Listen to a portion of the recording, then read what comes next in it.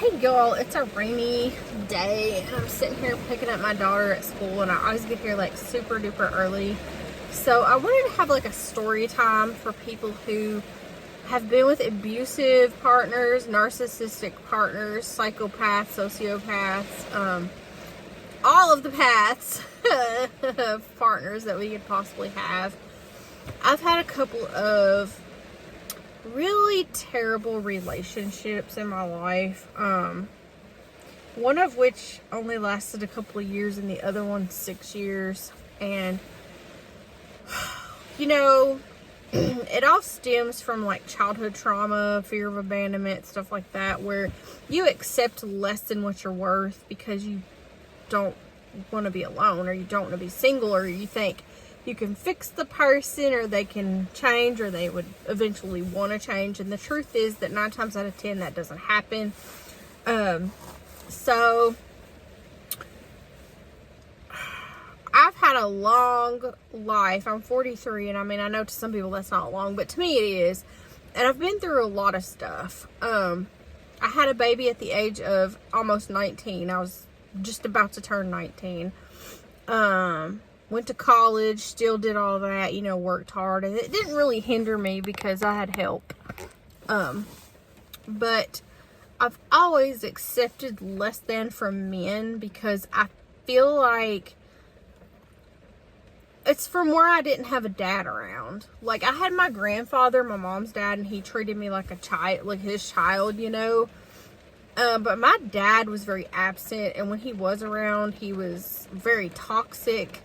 If he ever sees this, sorry, but the truth is what it is. And people are always like, oh, she has daddy issues. Not to me. No one's ever said that to me, but like just women in general who accept less from men, or, sleep around with a lot of men, or, just any trauma response you have from an absent father figure or father in your life. So I feel like if someone says, oh, she has daddy issues, whose fault is that? That's on the dad, not the girl. How is that her fault? But anyway, so either I've had good men and didn't recognize it at the time and I pissed it away, or I've had a terrible man, So I want to talk about 2 relationships today that I had that were very toxic men. The first one was in 2011. I think I met him in 2011. He went to my church. That doesn't mean anything. And at the time I thought, oh, he goes to church, he must be a good guy. And the truth is that that's not true. He was very controlling, very low self-esteem, very insecure.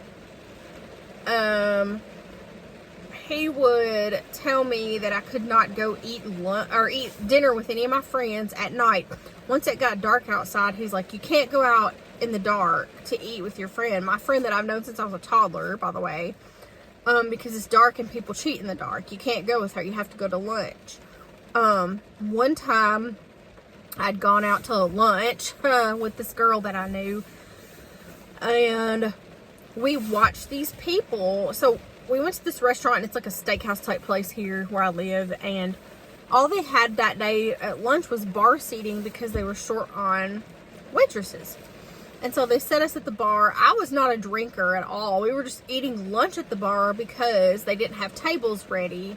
They didn't have the staff. And there's these guys sitting at the other end of the bar, and they drank a bunch of stuff and ran out on their tab, and they got chased out by the bartender, and they called the police, I guess, or something. Anyway, it was a whole ruckus, and my friend had made a post on Facebook saying these 2 guys just got chased out by the bartender because they drank and didn't pay, or something to that effect, and tagged me.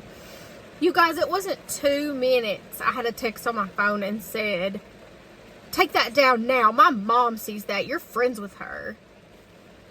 And I'm like, first of all, it's not my post. Yes, I'm tagged. But second of all, he goes, why are you at the bar? And I'm like, there's no seating. I'm eating. Oh, sure, you're sitting with those guys, Very, very accusatory all the time.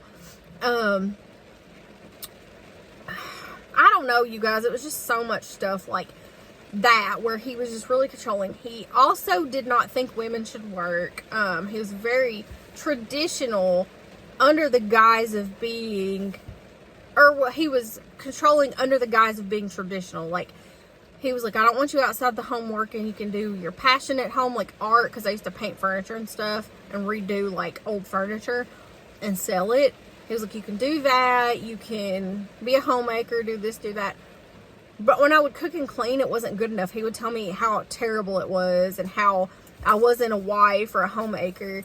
And it's like, no, I'm not. I'm not that type of person. Like, I cook and clean at my own home, you know, and we did live together for a brief time, and that lasted very briefly. But there was always something wrong with the way I did things, you know, and whenever he didn't like something I did, I would get the silent treatment. He would shut me out. He would, you know, roll over in bed and ignore me and not talk to me. Like, it was just, he was such a baby trapped in a grown man's body. And, I don't like the term gaslighting because people use it so freely, but I feel like he did that to me. And so I left him, and I was single for a good while. And then I met this guy when I was working. So I live in Kentucky, and I was living in the farthest county south of Kentucky, like south in Kentucky on the Tennessee line. And I was commuting to Owensboro, Kentucky every day, which was like 100 and something miles from my home. My job was paying me handsomely to commute to work at that office because I was an office manager somewhere. And I was running several offices in that area of the same chain, and they were paying me, you know, per diem, very, very generous per diem, mileage, everything. And they put me in these nice hotels when I would go, and so I enjoyed that job. And I was so stupid, you guys. I'd never used dating apps in my entire life, but the guy that I was just telling you about previously, what broke us up eventually was I caught him on a dating app while we were on vacation in Gatlinburg. And he said to me, because I rolled over and he was showing me something on his phone, and he had it open the night before when I was asleep. And it was the first app that was open. You know, he had an iPhone, so he just forgot to like swipe out and hard close it or whatever. And it was Zoosk, and I'm like, that's a dating app. What are you doing on there? And he said, oh, my friend at work's having marital problems, and me and my buddy are trying to find him a wife or a girlfriend or something. And I'm like, he's married. Like, but I knew it was bull crap. He was looking for himself and talking to people, because we broke up on July 31st of 2013. And by August 4th, it showed him in a relationship on Facebook with another girl. Now, that doesn't happen in 5 days, you guys. Come on. So, anyway, fast forward. I was single for a while. And I got on dating apps. I met some nice guys. So, this person matched with me. And he didn't use his real name on dating apps. He was single, so I don't know why. He just didn't. And I said, he used the name Arlos Walker, which was somebody's obituary in the newspaper where he lived. And he was just using that name. And I just thought it was quirky and funny at the time. And you guys have to understand, I'm not a stupid girl, right? I'm very smart. But I thought, oh, he's quirky. He has a sense of humor. And the fact of the matter is, yes, he had a very, very good sense of humor. Like, very funny, but also very dark and very messed up. And so I remember being at work in Owensboro and matching with him, and we started talking. And the only reason we matched was because I went by Vicinity on the dating app when I was bored in the hotel rooms, you know. And I matched with him. And we started talking, and we both had the same sense of humor and, you know, had the same viewpoints on, like, politics and things like that. And he knew I was a Christian. He knew I was close to God. He knew what I felt about, and I won't say religion because I don't like religion. I like God, okay? I love God, love Jesus. I don't like religion, so that's a whole nother topic for another day. But he would quote Bible verses. He went to church with me, you guys, okay? Went to church, sang the songs, worshiped everything, brought his children, because he had children from a previous marriage, And I loved those kids, you know, and I got along with them. And they were sweet kids. I mean, just best, sweetest, most polite kids. But about 3 months into the relationship, he had a home in Owensboro that I was told he got in the divorce, right? I was told he got it in the divorce because his ex-wife was crazy and unfit to be a mom and this and that. There's so much he told me that was a lie that you guys, it would take me 2 hours to sit and tell you guys. But anyway, so I leave my office one day, and the trend or the pattern was I would text him and say I'm leaving work, go see him for a little while. And of course he had tasks at home like cooking, cleaning for the kids, getting ready for school. I would see them for a while, eat dinner with them, and then go back to the hotel room at night. On this particular night, I was supposed to go back to my home because I was Monday through Friday and I would spend weekends at my house and then the weekdays up there. And it was a Friday, and I knew he was a disciplinarian dad. That's why his kids were so well behaved. So I texted him and said, I'm on my way to your house. Typically I would knock on the door because that's just who I am. I never walk in anyone's house. Even my boyfriend now that I've known for 6 years, I don't just walk into his house. Even if he says come over, I always ring the doorbell because I don't know. So I knocked on the door, no answer. He didn't answer my text. And I thought, what the heck? And I mean, I'm standing out there forever. I knock on the side door, nothing. And it was a giant house. It was like a 6-bedroom house with a basement, everything. And upstairs, I mean, it was huge. And so I keep knocking and knocking, nothing. So I'm just like, well, I'm going to walk in because I need to go home. I was going to see him, eat dinner, then go to my house, an hour and a half away. And it's 6 in the evening. And so I go in and I hear him screaming at his children, cussing his children. It sounded like he hit something in the basement with his fist, not a child, but something. And he's screaming and yelling, and all the way down the stairs I can hear him. And he doesn't hear me, obviously. He didn't hear the door. He didn't hear me walking down the stairs. And you guys keep in mind, this was 3 or 4 months into our relationship. And why I didn't see that as a reason to leave him for good, I don't know. But I go down and he's screaming and da-da-da.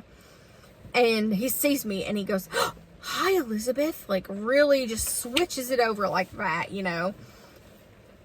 And I'm like, hey, what's going on down here, you know? And he's like, oh, we're just doing some laundry. And his 2 boys are over here just bawling, you know. And I heard everything, and I guess he didn't know if I did or not. And then he's like, why didn't you knock? Why didn't you text me? I'm like, actually, I did both, you know. And he's just very combative about it, very, you know, just whatever. And we get into an argument because he's like, well, you don't just walk in someone's home. And I'm like, I didn't get an answer on text. I didn't get an answer when you knocked. So I needed to either stay here and eat like we planned, or I needed to go home. And he's like, well, you should have knocked and texted or called until you got someone. And what it was is he was busted, like being a psycho, you know. And I ended up getting so upset, I left and went home for the weekend. We talked things out over text because I don't talk on the phone, and everything was okay. We went on, and overall, collectively, we were together for, I think, 6 years. With about a year and a half in, we were out hiking one day, and we were talking about God, and he's like, well, you know I don't believe in God, right? Like, I'm an atheist. And I'm like, no, of course I didn't know that. You've quoted Bible verses at me. You're an ordained minister. He got paid to marry people, you guys. Marry people. And did not believe in God.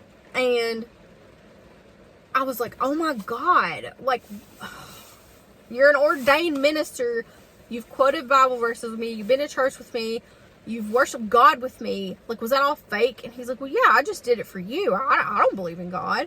You guys, a year and a half in, I had moved there to Owensboro for my job, partially, but partially it was to be with him.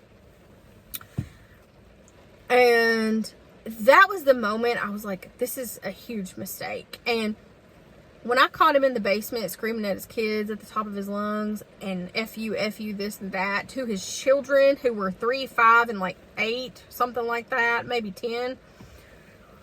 That should have been it, and it wasn't. And as you can imagine, throughout the 6 years of our relationship, I had many instances of his psycho behavior coming out. He never physically abused me, not one time, but verbally, mentally, emotionally. I mean, I am completely, we broke up in 2018, but we continued to talk as friends and see each other beyond that. I moved back south, 100 whatever miles away. You guys, he has lived in Owensboro since birth. At that point in time, he was 45. So 45 years he lived in Owensboro. He up and moved to the town I was living in when I left him. He stopped by my house. He called me. He drove by. I caught him driving by. The last straw for me with him was I came home one day after I had moved back and we were not together. He was in my storage building behind my house, getting shit out of it, like stealing things. I videoed him, I called the police, and I said, leave, I've called the police, like, they're on their way. I got 2 protection orders against him. He was even engaged to someone else, you guys, and was still driving by my house when he was with her. Because she lived in Nashville and he lived at the time in Bowling Green, which is where I was living. And I mean, I've got him on video so many times when he was engaged to her on Facebook, driving by my house and like doing circles, staring at me and my daughter in the yard, or you know, whatever. And he used to tell me, after I already realized like he's a red flag, I don't know why I didn't try to move then. And I don't know, when women are in abusive relationships, when they feel like there's no way out, when they feel stuck, I'm always like, why don't they just leave? But you guys, it's not that simple. And I had an amazing job there. I was making so much money. I had the nicest house, the nicest car. My kids went to, well, my daughter went to private school. My son wanted to go to public high school, so he did. But my daughter was going to private school. They were in all kinds of extracurriculars. And, you know, I was able to buy my son a car with, like, cash. So, financially, that was a good town to be in and a good place to be in. But I thought, if I break up with him while I live in this town, he's going to kill me. He's going to hurt me. I saved my money for a year. I warned my mom and grandmother, please look for a house for us. Be on the lookout. I looked for a job in that time. I waited until a week and a half before I moved to even tell him I was breaking up with him and moving. And the only reason I even told him then was because he knew I would be packing boxes and see me like packing, you know. And that week and a half when I was trying to pack and leave, and I even told him, we can stay together, but I have to move back here because this job is amazing that I found, which was a total lie. It was not amazing.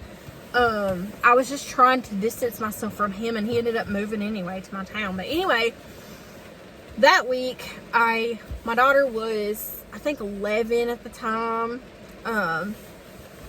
She was 10 or 11. When I went out to walk the dog, if she didn't want to go, I would say lock all the doors, you know, watch the Ring camera, whatever you have to do, like, whatever. And he showed up one day and tried to get in the house. My car was there, so he thought I was home. And I get a text, and it's like, he said, why the did you tell your daughter to lock me out of your house? Y'all, he didn't live there. It wasn't his house. I can lock the door if I want. And I'm like, I'm out walking the dog. Can you please get away from my property? And so he found me in the neighborhood walking the dog. Luckily, there was a guy in his yard. He pulls up and he's like, why the fuck are you trying to leave me? Why are you trying to leave me? Oh my God, blah, blah, blah. And screaming obscenities at me. And the man on his porch was like, do you need help? And I said, yes, absolutely, I need help. Call the police. And he sped off. And I said, don't ever come back, you know. So that week, I thought he won't come back. So one day I'd let my guard down. I was packing boxes all day. My friend was helping me. She and her husband left. I went in to take a bath and just didn't think about locking the door. And this home was really old, but it was huge. So it was easy for him to sneak in. And in my bedroom, I had my own bathroom. But my bathroom had a pocket door. It wasn't one that opened in and out. It's in the wall, slide in and out. And it didn't have a lock. It was just a pocket door. And I'm laying in the bathtub, and I think somebody's watching me. And I turned to my left, and y'all, there was a crack in the door this big, and I see his eyeball in the freaking crack. Sorry. This just makes me mad to this day. We have been split up now for 6 or almost 7 years, and it's still like it was yesterday, but I see his stupid eye in the crack of that door. I screamed. I picked my phone up and called 911, told him what happened. I don't know how he didn't get arrested. But he went back to his house, and I was like, this is his address. When they came, he just didn't answer the door, at all. And so I made a police report that day. And he told me so many things about his ex-wife, about how horrible a mom she was and this and that. And it was simply not true. She and I are friends now. We've gotten to know each other since I left him, and she's an amazing mother. She's trying to keep her kids away from a psychopath because they are the best kids. They're nothing like him at all. They are sweet, respectful children. And so last summer, he was trying to get full custody and drag those kids to Nashville to live with him, which is 70, 50. It's about 130 something miles from their mother's home in Kentucky. Because she lives just south of Owensboro. And, he didn't win that time, I had to go be a character witness because she was trying to prove that he was abusive to his kids. And mentally, he was very abusive to his kids. He only spanked them twice that I ever saw. And it was bad. So I had to go be a witness for a lot of stuff. And just a character witness in general for him and her, because she's a level-headed person. She lives in the country. She's got dogs. The kids have the best childhood there. But you guys, those two people made me not trust men at all. And not trust that anyone has my best interest at heart, It's very lasting. If you're in a toxic relationship, people think it's not a big deal, but it's caused me great anxiety. I don't trust anyone. My partner now has dealt with some of that stuff where I don't trust men at all, and we've been through a lot of stuff in that regard, and it hasn't been bad because he's a very patient, very loving human, thank God. But this past one gave me such PTSD. And I could go on. I could tell y'all crazy stories. We went to this Christmas party at my work one year, and there was an open bar. I had a couple drinks. I don't drink anymore. I haven't had a drink in I don't know how long, but then I did, because it was an open bar. I had 2 drinks. Well, he had endless drinks, they were free. And we left. We had a good time that night. And halfway home, he was spending the night with me. We never lived together. Halfway home, he starts cussing me out in the car. And he's like, "You're so mean. You're such a bitch." And this and that. And just yelling and screaming at me. He jumps out of the car while it's moving. And I get to my house and I think, oh my God, I'm so over this man. I'm just going to go in here and go to bed. And so I went home, showered really fast, threw some pajamas on, and I'm like, I'm going to bed. Whatever. I see him, because the back of my house faces where the garage was in the driveway. And I see him go in the garage and shut and lock the door. And I'm like, what is he doing? You guys, he was so drunk and so stupid and mad at me for no reason at all. He slept on the garage floor and was like in there screaming at me from the garage saying, F you, you effing B, I hate you, I wish you would die, at my own house, y'all. And I was so tired. It was like 2 in the morning. I went to bed, went to sleep, woke up the next day. He comes in the house, doesn't apologize, and we just go on with our day like nothing happened. And it was the weirdest thing ever. But I look back at those 6 years and I realized this man has serious mental issues.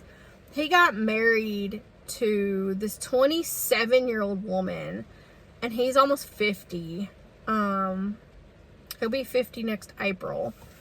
And she's like 27 or 28. And I just think, like, poor girl. And if me or his ex tried to tell this girl what we went through, she would be like me when he told me about his ex. I believed him at first. I feel like she would be like, no, not him. You know, yes, him. He's going to cause your life to be like in shambles, really. And financially, he wrecked me, y'all. I had a good job. I was making so much money. I got him a new car because his was a piece of crap. I paid the down payment for him, and I co-signed because he couldn't get the loan himself. And he had the thing repossessed. And his mom, at 40-something years old, was managing his finances, his debit card, his checkbook, everything, because he lost his house. It got foreclosed on. I don't know. The thing got repossessed, and it's affected my credit ever since.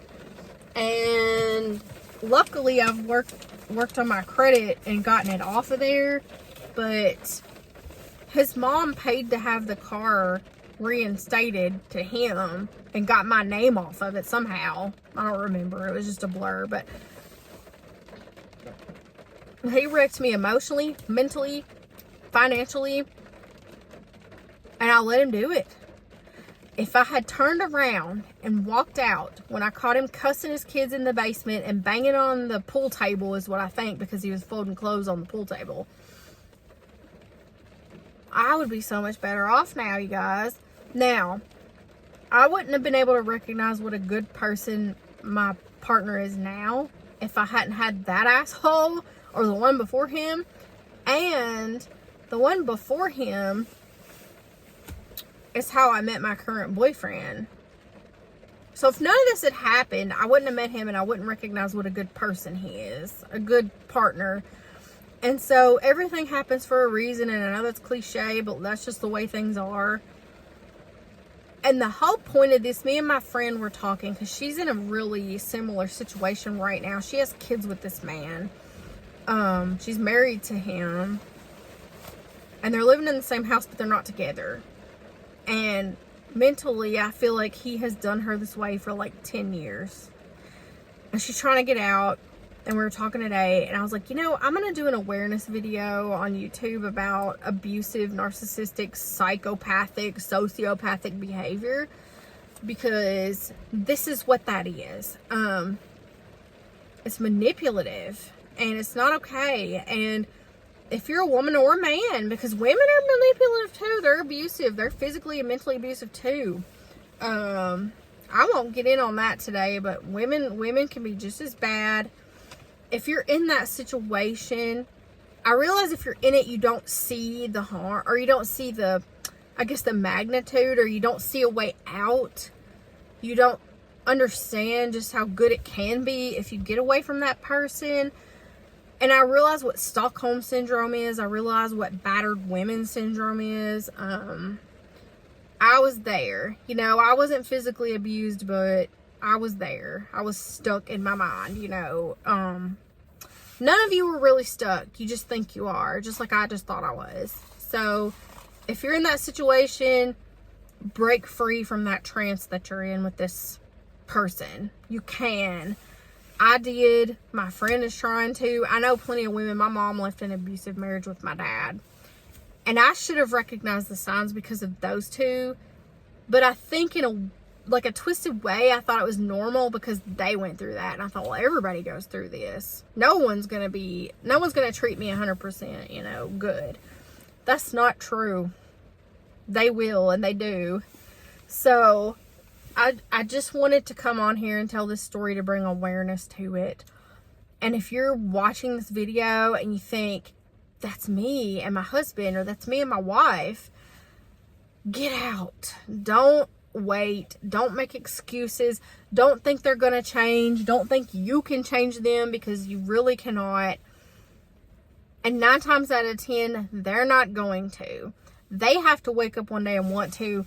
They have to have some eye-opening, like, thing happen in their lives for them to change.